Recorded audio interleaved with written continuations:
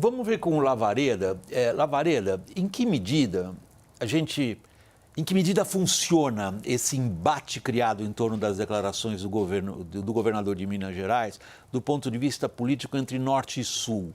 Ou isso é de um artificialismo brutal e, de certa forma, exacerbado, por exemplo, por nós da imprensa?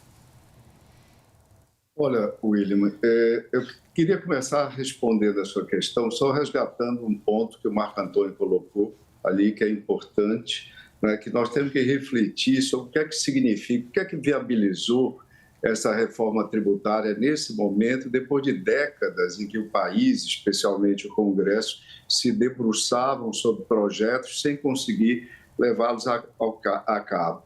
O que viabilizou isso é um sentimento comum, né, praticamente se tornou consensual no país, de esgotamento de um determinado período no qual o desenvolvimento de vários estados em várias regiões foi viabilizado no contexto da chamada guerra fiscal. Foi essa guerra fiscal que propiciou a chegada de indústrias que deram alento ao desenvolvimento no Ceará, na Bahia, em Pernambuco, em Mato Grosso, Goiás, Mato Grosso do Sul e em outras áreas do país. De repente, isso que permitiu a atração de montadoras, a atração de indústrias e equipamentos mais sofisticados para esses estados e para essas regiões, de repente, o custo-benefício disso se tornou superado, se tornou inviável e, por isso, esses estados dessas regiões, que constituem, do ponto de vista quantitativo, enquanto unidades da federação, a maioria conjunto do país, eles se curvaram à necessidade de nós assistirmos hoje, nós viabilizarmos uma reforma tributária.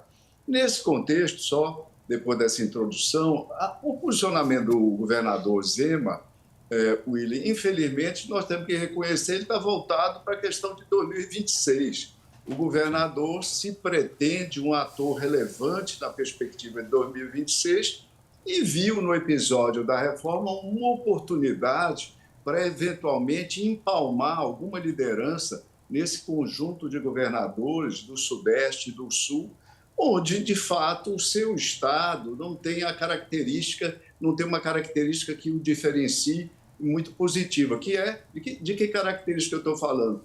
Esses estados do Sudeste e do Sul deram uma vitória esmagadora, na maioria dos casos, no segundo turno, para o ex-presidente Bolsonaro, ao contrário de Minas.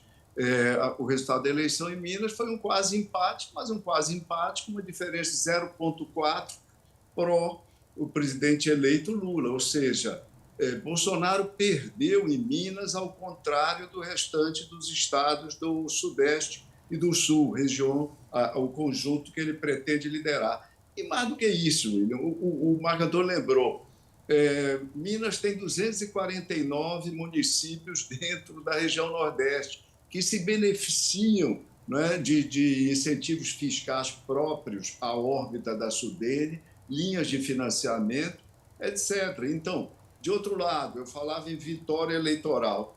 Você sabe em quantos municípios o Lula ganhou no segundo turno em Minas Gerais?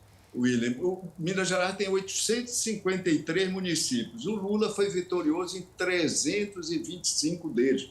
325. A gente está falando de quase 40% dos municípios de Minas, vitorioso, eu digo, com mais de 60% dos votos, colocando uma distância de 20 pontos percentuais sobre o segundo colocado. É verdade que Bolsonaro também colocou uma distância de mais de 20 pontos em municípios mineiros, mas foi apenas em 75 deles, ou seja, menos de 10%, e aí arredondando 9%. O que a gente está falando é que o governador Zema, além do escorregão do ponto de vista retórico, que foi explorado, convenhamos, explorado até em demasia pela mídia e pelos adversários, né, como um episódio de manifestação de preconceito, que é uma coisa não cabível, né, nesses tempos, e ele, de fato, não é o ator, não é o personagem mais apetrechado para empunhar essa bandeira de liderança dos estados dessas duas regiões, que são os estados mais ricos, das regiões mais ricas, e que deram uma vitória significativa ao ex-presidente Bolsonaro na eleição passada. Então